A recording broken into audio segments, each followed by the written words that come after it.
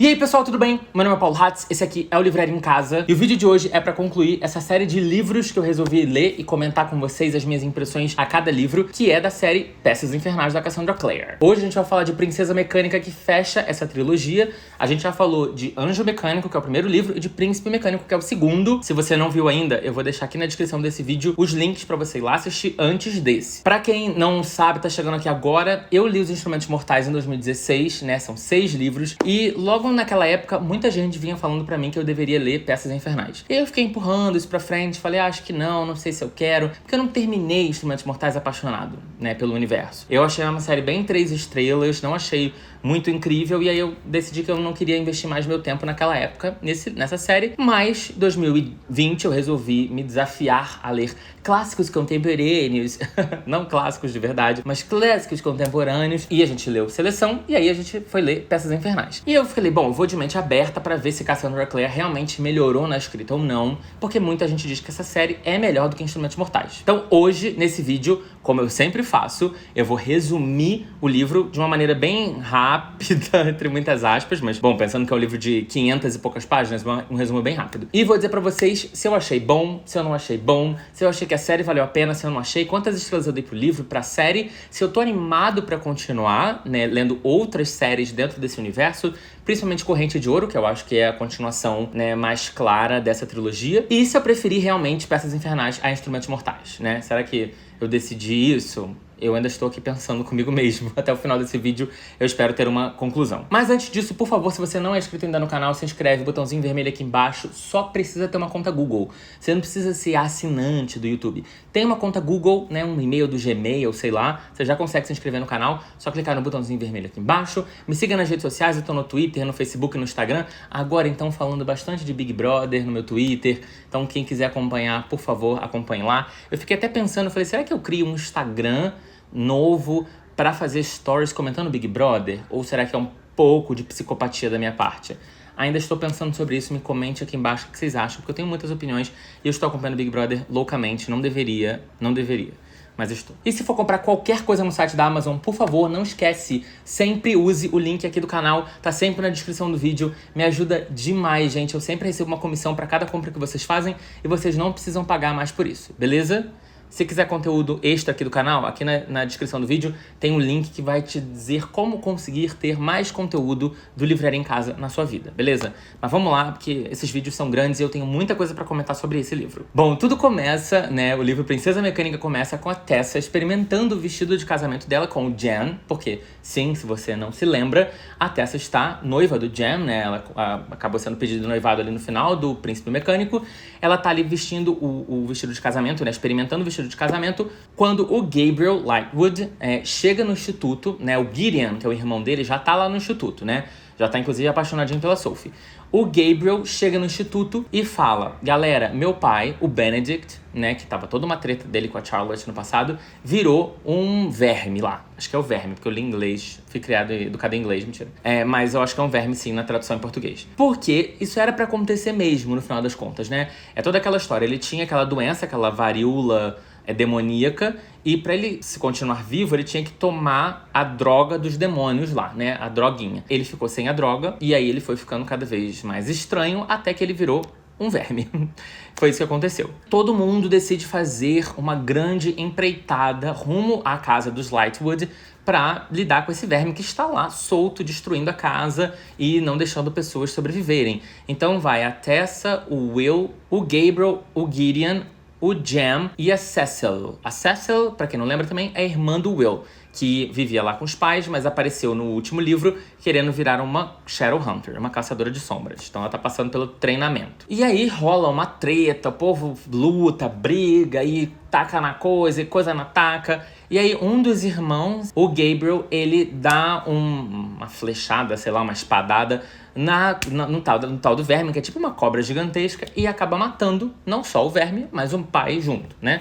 O pai já tinha se transformado no bicho, então ele acabou matando o pai dele ali. Sendo que o Gabriel era o mais aliado do pai, né? O Gideon que largou o pai pra trás logo. Eles resolvem, né, procurar, ver tudo ali pela casa dos Lightwood. Eles chegam até, né, o escritório do Benedict. E lá no escritório do Benedict, eles veem várias coisas escritas nas paredes, várias anotações e tal. E nessas anotações tem lá umas frases que falam sobre os Infernal Devices, ou seja, as peças infernais, que dá o nome do livro, que a gente já sabia desde o início o que eram as peças infernais, que são os autômatos, né? Que são esses seres aí, seres mecânicos, que vão atacar os Shadowhunters e o mundo, e dominarem o mundo. E eles já sabiam, basicamente, que esse era o plano do Mortman, que era criar esse exército de seres robóticos, mas ele precisa que esses seres robóticos tenham algum tipo de inteligência, então ele quer usar demônios pra isso, né, pra meio que habitar o corpo desses seres autômatos pra conseguirem destruir os Shadowhunters. E a gente vai entender um pouco melhor pra frente, eu acho, no meu resumo, senão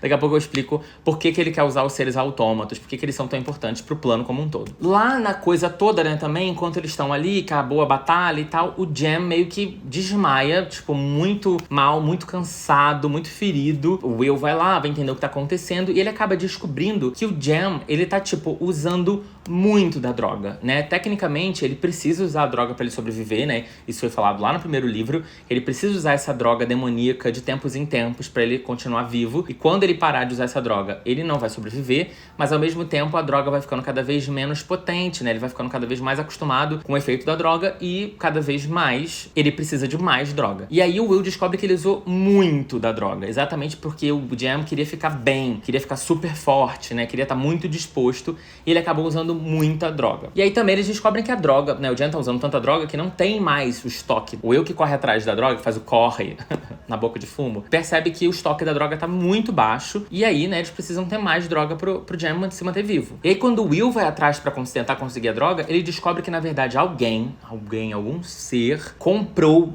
todas as drogas demoníacas disponíveis, eu espero não ser desmonetizado nesse vídeo, comprou todas elas disponíveis que tinham no mercado ali de Londres, né, da Inglaterra. E aí, como é que vai comprar, né? Como é que vai comprar pro Jem se não tem disponível em lugar nenhum? Nenhuma boca tem disponível. Eles pensam assim, nossa, ferrou. Então, peraí, o Jem não tem mais a droga tá quase acabando, sem a droga ele vai morrer, não tem a droga disponível no mercado, o que a gente vai fazer? Aí eles resolvem apelar pro Magnus, que é o feiticeiro e que, por ser feiticeiro, consegue resolver qualquer coisa, né? O nosso grande Deus Ex Machina. Aí eles vão no Magnus e começam ali a tentar investigar alguma coisa, mas o Magnus não tem muita expectativa de que vai conseguir realmente descobrir alguma cura para aquele problema todo. O Jem continua ficando cada vez mais doente, cada vez com menos droga. Um belo dia, no instituto, chega, né, uma embalagem com a tal da droga. Todo mundo fica, uau, o que aconteceu? E tem uma carta do Mortman. E a carta diz o seguinte: bom, eu tô entregando pra vocês um pouquinho, pra vocês entenderem que eu tenho. Foi eu que comprei todo o suprimento de drogas que tinham disponíveis em Londres e eu posso dar mais pra vocês. Ou seja, vocês podem fazer com que o Jem sobreviva mais tempo. Porém, a Tessa tem que se entregar e vir pra mim. Então, tipo, eu dou a droga em troca da Tessa. E aí, a Tessa tá tipo, eu vou, claro, óbvio, né? Toda heroína, eu me entrego. E aí o Jem, obviamente, fala que prefere morrer do que entregar a Tessa. Aquela discussão já esperada, que você já sabe qual vai ser o resultado. Mas chega a essa conclusão de que a Tessa não vai se entregar. Porém, no dia seguinte, o instituto é atacado pelos seres autômatos, né? Pelas peças infernais. Rola uma mega treta ali naquilo tudo. E ali, naquele momento da treta, a Tessa é sequestrada. Uma coisa que acontece também nesse momento é a Jessamine, ela chega de volta, né? Ela tava presa, no segundo livro ela foi presa, porque ela se comunou lá com o Mortman, com o Nate, com aquela galera toda, né, o irmão da Tessa, e ela é solta da cadeia, porque ela, né, ajudou eles a conseguirem resolver o problema, e aí eles resolvem soltar ela, e ela não tem pra onde ir, e aí a Charlotte aceita ela de volta no instituto. A Jessamine chega justamente na hora da treta dos seres autômatos, das peças infernais. No momento do ataque, ela fica ali meio, o que eu faço, não sei o que, até que um ser vai lá e mata ela, definitivamente. Ela fica meio ali, né, ainda agonizando um pouco, fala com a galera e tal,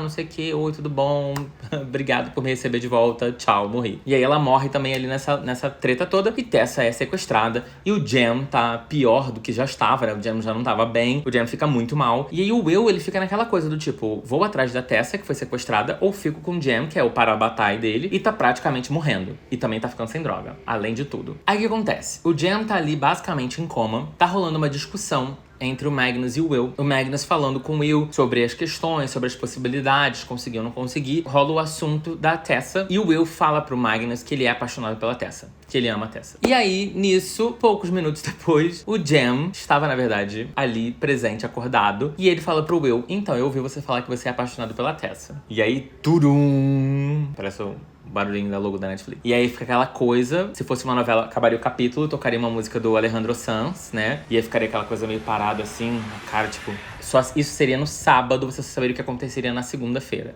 Mas aí, o que acontece? O Will acaba dizendo realmente pro Jem, olha, realmente, eu sou apaixonado por ela, eu amo ela. E eu contei pra ela, eu achei que vocês não estivessem juntos, mas aí ela me contou que vocês estavam juntos. Ela gosta muito de você, então eu andei pra trás, eu não continuei, não tentei nada. E ela também não quis, e então é isso. Mas eu quero que você saiba que não foi uma traição. Eu me apaixonei por ela antes de saber que você também era apaixonado por ela. Lá, lá, lá, lá. E aí o Jem fala pra ele, bom, moço, eu tô aqui praticamente morrendo, não tem nada que você possa fazer por mim. E se você ama a Tessa como eu amo a Tessa também, eu prefiro que você vá lá salvá-la, né? Porque aqui você não vai conseguir resolver nada, então vai lá atrás da Tessa. E aí o Will, meio não muito feliz com essa decisão, acaba indo procurar a Tessa aí pela rua, pela calçada.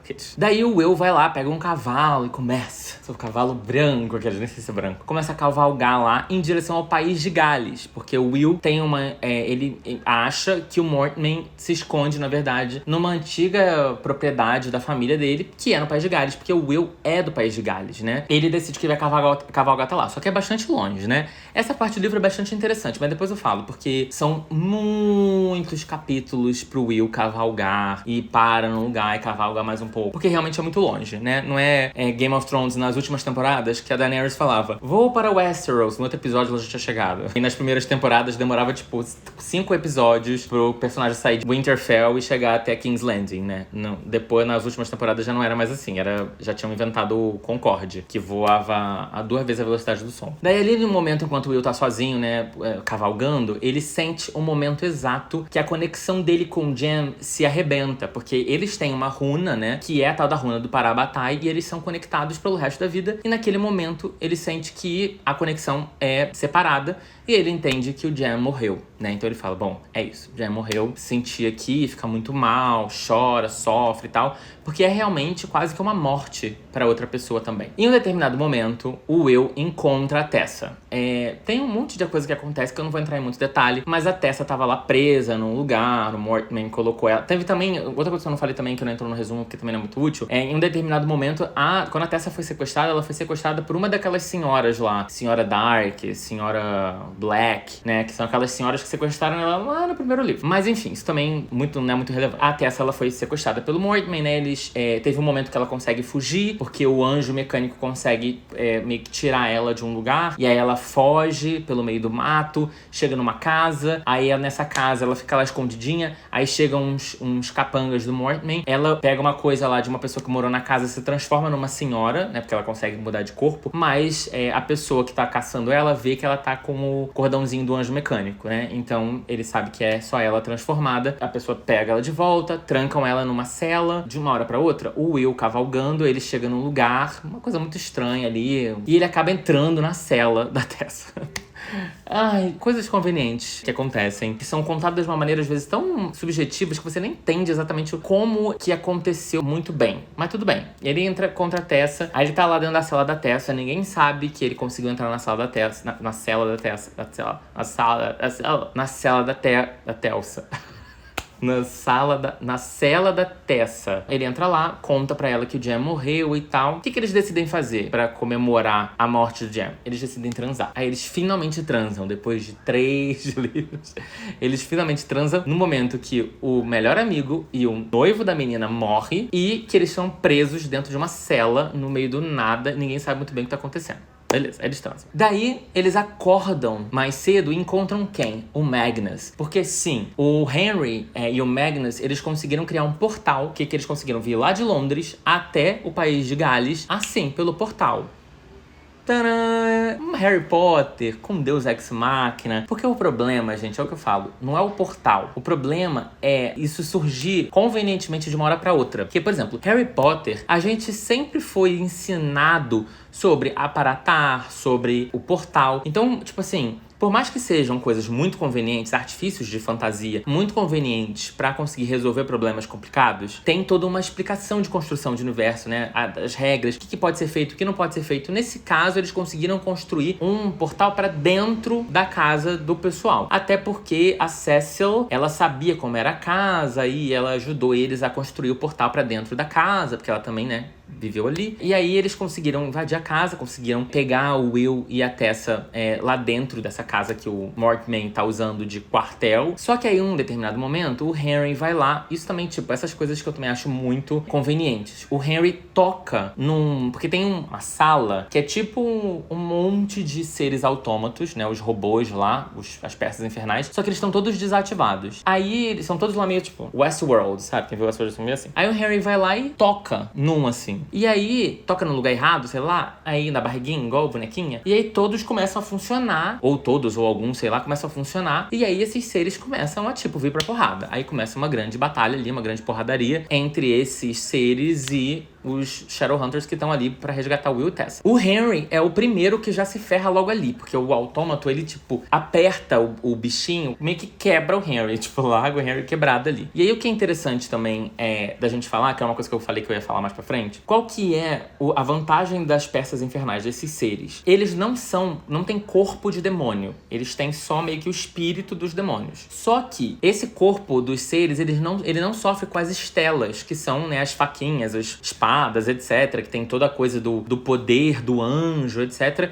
Se você enfia a faquinha, a espada, etc. nesses seres, eles não se destroem iguais os demônios. Porque o corpo é um corpo robótico. E aí, eles têm muito mais poder. Runa não funciona. Meio que nada disso funciona. Então, eles começam a sair na porrada com esses seres, mas meio que nada funciona. Tipo, eles conseguem afastar, conseguem empurrar um pouco esses seres, mas eles não conseguem destruir os seres, né? Verdadeiramente. Só que em um determinado momento, o Mortman, ele já deixou ali claro que a energia desses seres, eles também estavam presos à energia do próprio Mortman. Enquanto o Mortman estivesse vivo, as criaturas estariam funcionando. Para as criaturas pararem de funcionar, o Mortman tinha que morrer. Então, isso já estava meio que dito ali. Em algum momento, o Mortman explicou isso pra Tessa. O Mortman também explicou pra Tessa, nesse momento de prisão, que o que ele quer com ela é uma coisa muito complexa, que é o seguinte. A Tessa, ela é uma mistura de demônio com Shadowhunter. O que aconteceu? A mãe dela não sabia que ela era uma Shadowhunter. E tem toda uma explicação super complexa de um outro cara lá, Aloysius Starkweather, esqueci o nome dele, de que a filha dele ele teve uma filha, ou era a neta dele,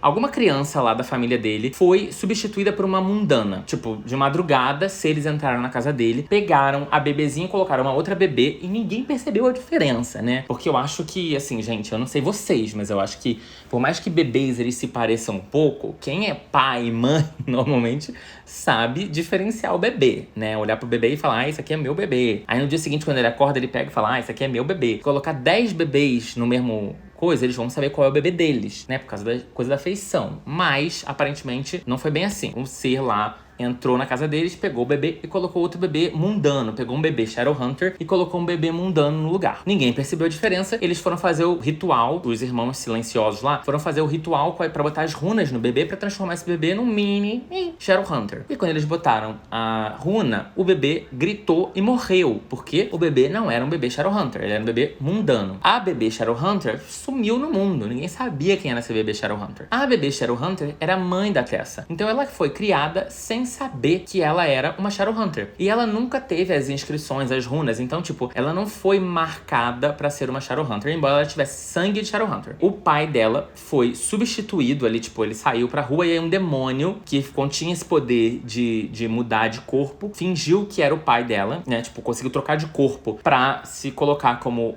a forma física do pai da Tessa, né? Do marido lá da mãe da Tessa. Ele chegou em casa, eles fizeram as coisas e a mãe engravidou. Um Shadowhunter não poderia engravidar de um demônio. Mas como ela não teve as runas, né? Quando ela era bebê, ela não recebeu as runas do ritual, ela conseguiu gerar esse bebê. Então a Tessa é um bebê único, né? Que ela tem sangue de Shadowhunter e ela tem sangue de demônio. Por isso que ela consegue fazer essas mudanças de corpo que ela consegue fazer. Então ela é um pouco de cada coisa. E aí o que o Mortman quer com a Tessa? O Mortman quer com a Tessa casar com ela e conseguir procriar outros seres como a Tessa. Ter mais seres como a Tessa, porque esses seres, eles são mais fortes que os Shadowhunters, eles conseguirão destruir os Shadowhunters, eles serão uma nova linhagem dos Shadowhunters, entendeu? Eles vão ser uma linhagem que tem poder de Shadowhunter, mas ao mesmo tempo poder demoníaco também. Vão ser muito mais fortes, etc. Então ele quer que tenha um monte de filho com a Tessa. Eu não entendi bem como é que é esse plano. É tipo, a gente vai ter 2, 3, 5 filhos, e a gente vai botar os filhos pra transar com outros filhos, pra ter mais filho, e aí o filho transa com outros filhos. Tipo Adão e Eva, né? Então um incesto ali pra conseguir ter um exército. Aparentemente esse é o plano. Então a gente já entendeu o porquê que tanto que esse Mortman queria.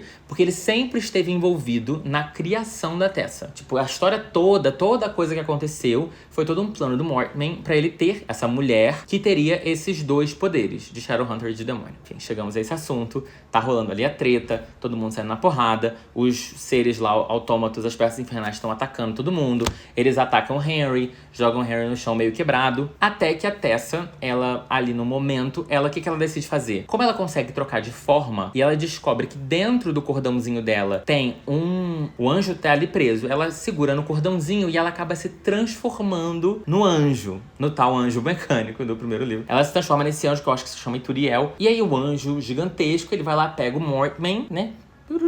E destrói o Mortman. Aí, nesse momento que ele destrói o Mortman, ele destrói todos os seres autômatos, todas as peças infernais, porque eles são convenientemente ligados à vida do Mortman. Entendeu a coisa? Consegue distinguir?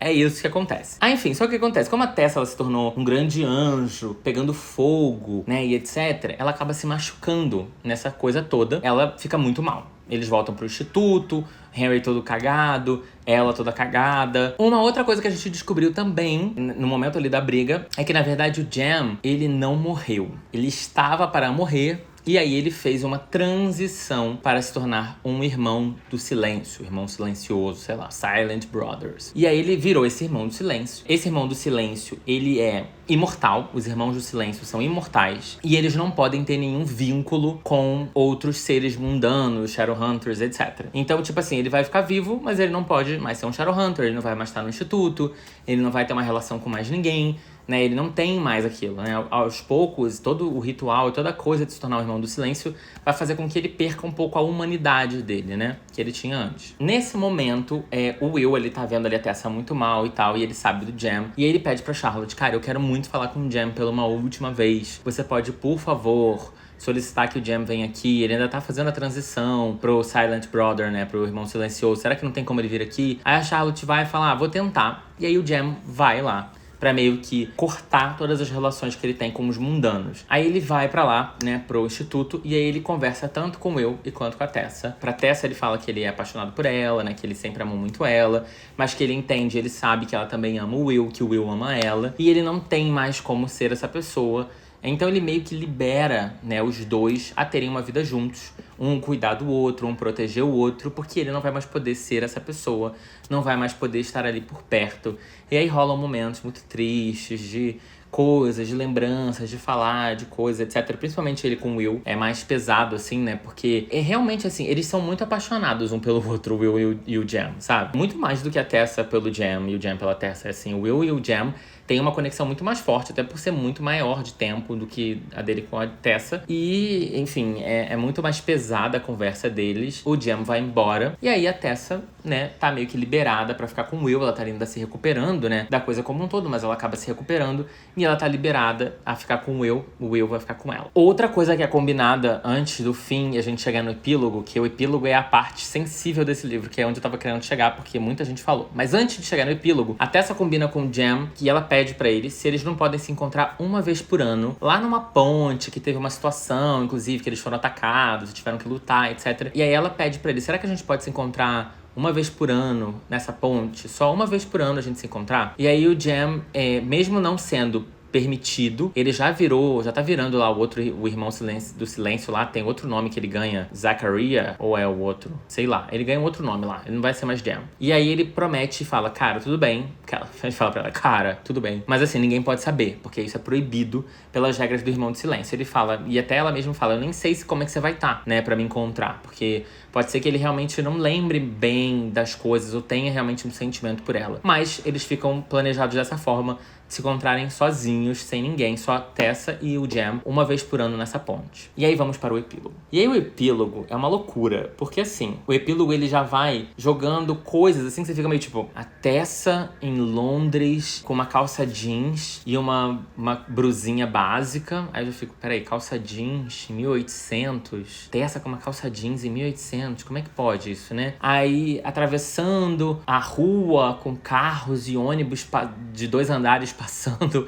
Aí eu falei, ônibus de 2 andares em 1800? Como que é isso? E aí, ela fala também que adolescentes estão passando ouvindo seus iPods. Aí eu fiquei tipo, what? O que aconteceu aqui, né? E aí a gente vai entendendo, né? A Cassandra vai contando durante o epílogo que, na verdade, se passaram muitos anos. Tessa e o Will casaram. Eles ficaram casados por mais de 40 anos. E eles tiveram vários filhos. O problema é que a Tessa não envelhece. O Will envelhece, porque os Shadowhunters envelhecem. Mas como ela tem sangue de demônio, ela não envelhece. E é tipo o Magnus, né? Porque o Magnus, ele é feiticeiro. Os feiticeiros também não envelhecem. Por isso que o Magnus aparece nas 2 séries, né? Em Peças Infernais e Instrumentos Mortais. Deve aparecer em outras séries também, o que não sei. Em determinado momento o Will morre. Em outro momento os filhos da Tessa começam a morrer, porque eles também envelhecem. E ela continua sendo uma garota adolescente, basicamente, né? Fisicamente, uma adolescente. E aí ela procura o Magnus, né? Ela conversa com o Magnus. O Magnus, ele foi morar em Nova York, depois ele voltou pra um outro lugar, depois ele vai pra Nova York de novo. E aí a gente vai entender que lá na frente ele vai estar em Nova York quando começa Instrumentos Mortais. Ele fala pra ela, inclusive isso, assim, isso pra mim é uma das partes mais delicadas e bonitas desse livro, né? Ele fala pra ela que é tipo isso, você, com o tempo você vai se acostumar a ter amores e perder amores, né? Porque o Magnus também, ele é apaixonado por uma pessoa, tem uma relação enorme com ela até que ela morre, porque ela envelhece e ele não. E aí ele fica um tempo sozinho, ele encontra outra pessoa, se apaixona, fica com essa pessoa, ela morre. E aí ele fica sozinho, encontra outra pessoa. E a vida dele é assim, e a dela também vai ser. E aí a Tessa começa a viajar o mundo. Ela não quer mais ficar perto de todo mundo, porque ela vai vendo todas as pessoas que ela conhece morrendo. E aí ela prefere meio que levar uma vida de viajante e tal. Começa a viajar, explorar o mundo, mas todo ano ela volta pra encontrar o Jem, que é o irmão do Silêncio, lá na tal ponte. Todo ano. E aí o livro, o epílogo começa nesse momento. Já há muitos anos à frente, a galera já com o iPod na mão, etc. Ela vai até a ponte pra encontrar o Jem. E aí quando ela chega na ponte pra encontrar o Jem, na verdade, ela encontra...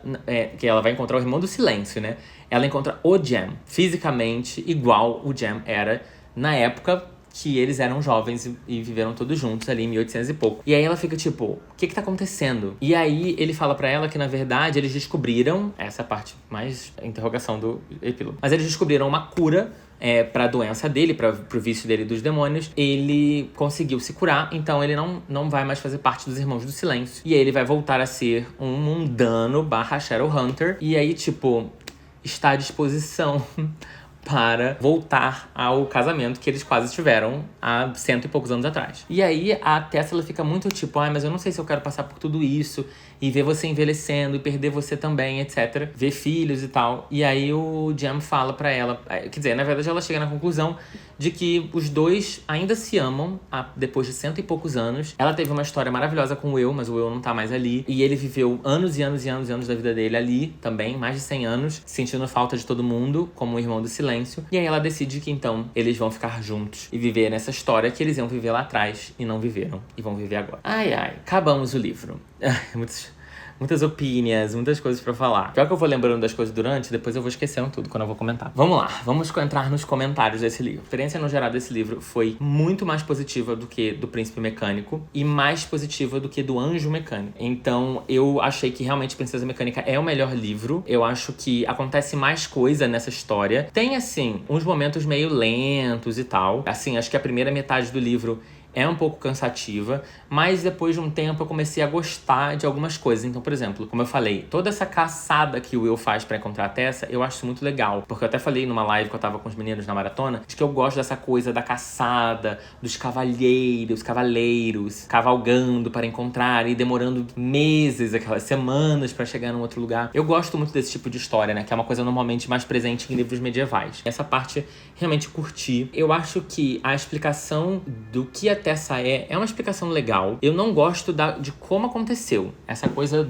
de repente, o meu pai foi substituído momentaneamente por um demônio. Um ser entrou na minha casa, pegou um bebê e colocou outro no lugar e ninguém percebeu. Sei lá como é que ele fez isso. Isso pra mim são coisas que eu acho que a Cassandra ainda é muito conveniente. Foi um livro que eu li mais rápido. É um livro bem longo, de mais de 500 páginas, pelo menos o e-book. É um livro longo, mas eu achei que essa leitura foi muito mais fluida, muito mais tranquila de se fazer do que do segundo livro, do Príncipe, que é um saco. Então eu acho que Princesa Mecânica já sai muito na frente do segundo livro e na frente do primeiro livro também. Eu tava com muita expectativa sobre esse final, desse epílogo, porque muitas pessoas falaram assim, nossa, faz uma live na hora de ler o epílogo, grava, você vai chorar, tenha papeizinhos pra você se limpar, etc, etc. Kabuki, então, fez uma super propaganda desse epílogo. Eu confesso pra vocês que eu não estava com muitas expectativas. Em forma alguma, eu pensei que isso fosse acontecer. Foi totalmente inesperado pra mim. E eu vou dizer pra vocês que eu achei muito legal. Porém, o meu único problema com o livro, com esse epílogo, é que eu acho muito conveniente, de novo. Primeiro, eles descobrirem uma cura pra coisa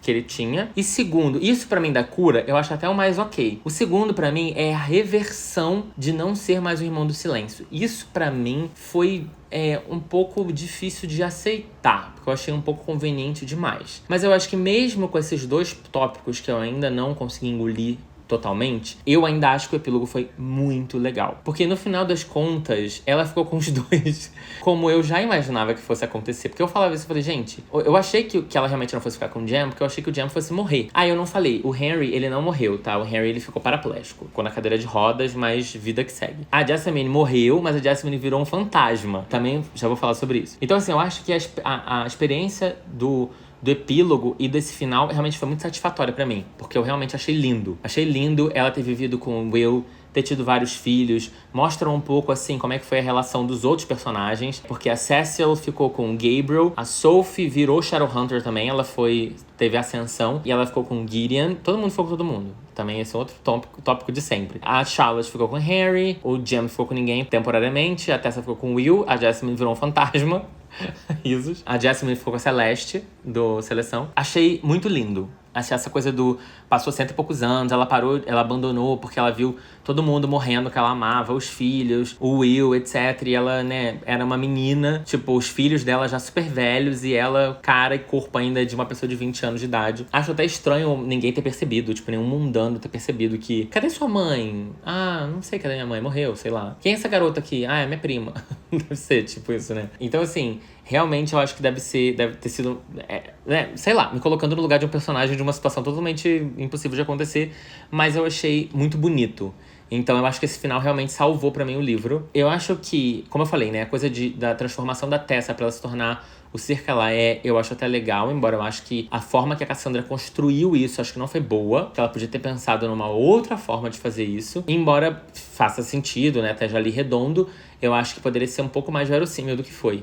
Mas também curti a explicação de por que a Tessa é quem ela é, por que ela quer ser daquele jeito. O Mortman ter criado ela pra fazer um exército de seres como ela, eu acho ok. Eu não acho muito bom, porque foi aquilo que eu falei, né? O que ele vai fazer? Vai ficar procriando geral ali. E também a troco de quê, entendeu? Essas coisas que eu não consigo aceitar, sabe? Tipo, esses vilões da Cassandra Clare, eles querem a dominação mundial a troco de quê? É de dinheiro, né? É de poder, mas é poder por que razão? O que eles se beneficiam tendo aquilo? Então, pra mim, tipo, ele vai ser o reizão, mas e daí? Tem uma explicação, né? Ele quer se vingar dos Shadowhunters, porque os Shadowhunters mataram os pais dele, se eu não me engano, essa era a história. Tem uma explicação ali, mas ao mesmo tempo, eu acho que, sei lá, eu ainda acho que falta um pouco de motivação. Eu acho que ele poderia se vingar dos Shadowhunters sem criar uma nova linhagem de Shadowhunters. Porque no final das contas continuam sendo Shadowhunters. Agora falando sobre os relacionamentos.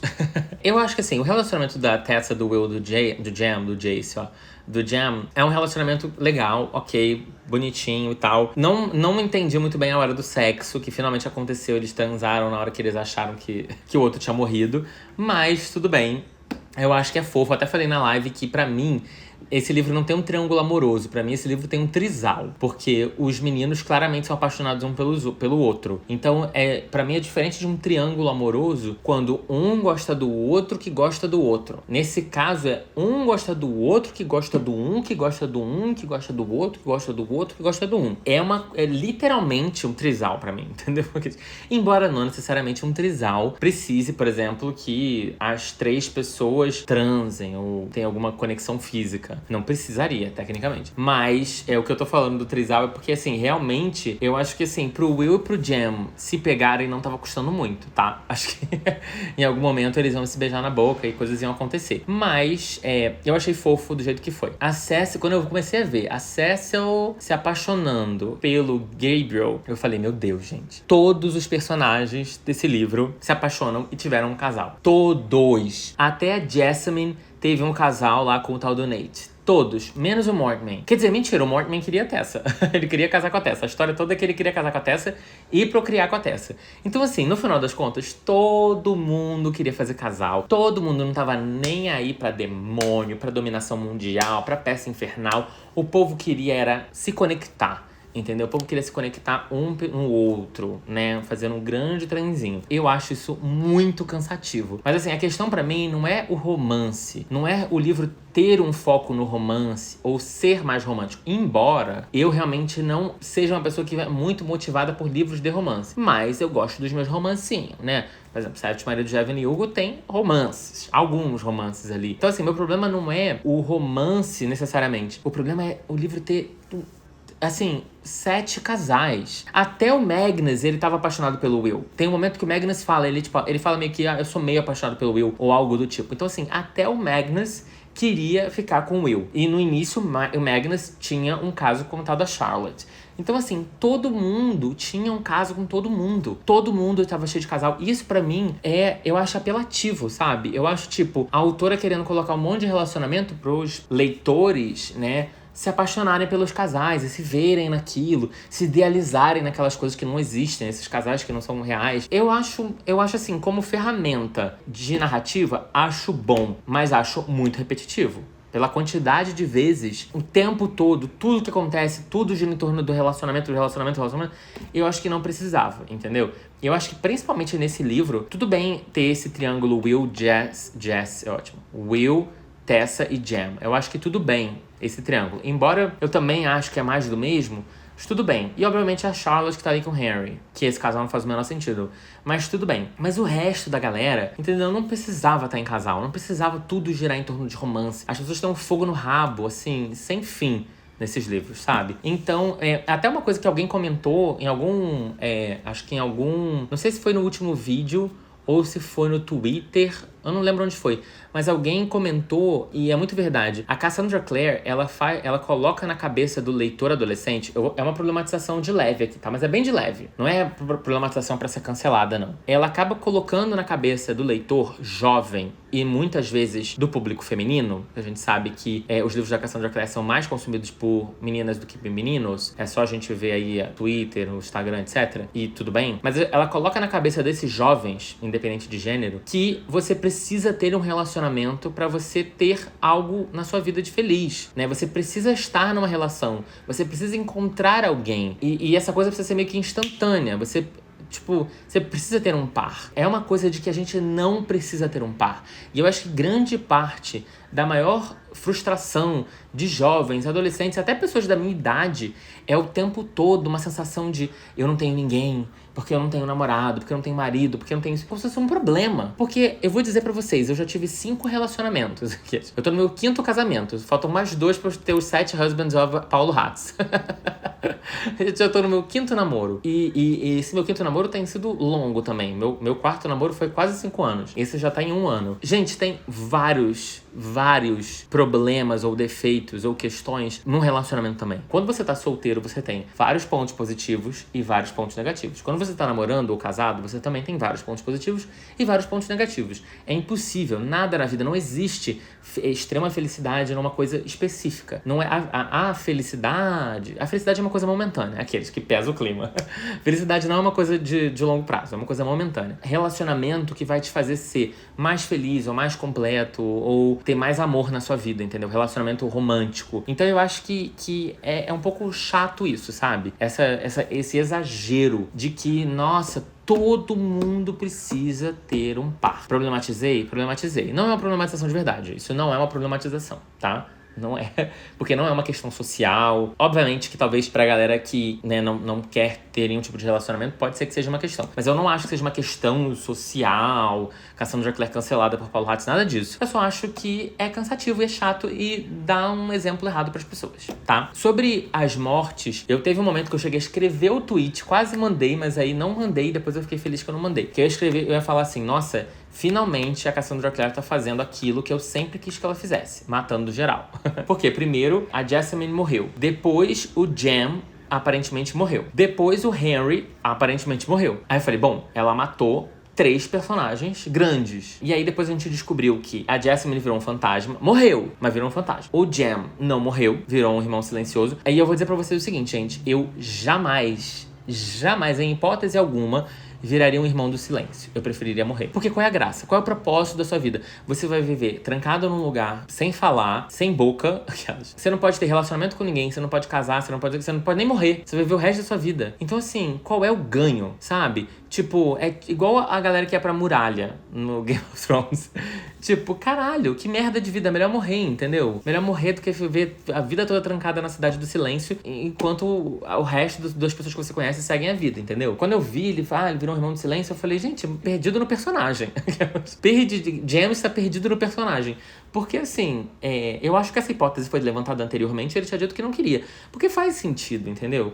O que ele ia ter sendo um irmão do silêncio? Enfim, tudo bem, até teve, né? Via Tessa uma vez ao ano. Mas, tecnicamente, isso era contra as regras. Então, eu acho que... Ou seja, ele não morreu e o Henry não morreu. Ficou só na cadeira de rodas, né? Ficou paraplégico. É aquilo. No final das contas, a violência, né? A coisa brutal, eu falei, nossa, a Cassandra Clare virou o George Martin. Foi por água abaixo. A Jessamine, ia falar Tessamine. A Jessamine realmente morreu. Mas... quem é Jessamine na fila do pão? Aí eu falei, a pessoa falou, redenção, não sei o quê, porque a Jessamine, porque eu gosto da Jessamine e tal. Gente, não tem motivo pra gostar da Jessamine. No final, que ela morreu, ela fez exatamente a mesma coisa que a Celeste fez, né? Agora eu virei um fantasma, poxa, perdão. Eu tô aqui, poxa, eu era feliz e não sabia. Legal, parabéns, mas assim, não é uma personagem carismática, entendeu? Quando ela morreu, eu fiquei assim, beijo, tchau, tchau. Essa redenção é muito parecida com a da Celeste, de sua seleção. E que eu seja tão ruim quanto, né? Nula. Exatamente porque aconteceu o mesmo tipo de construção narrativa. Mas enfim, não tô falando que uma copiou a outra, tá? Tô só falando que é meio inócuo, assim. Não tô falando que Cassandra Clare copiou Kiera Cass, o Kiera Cass copiou Cassandra Clare. Nem sei qual livro saiu primeiro, então não é isso que eu tô falando. Pra mim não foi uma redenção, não foi uma boa personagem. Eu acho que se ela tivesse se proposto a ser uma bitch e se sido só bitch, e o tempo todo teria sido melhor, sem as pessoas ficarem endeusando e romantizando o personagem. Gente, tá tudo bem ser babaca.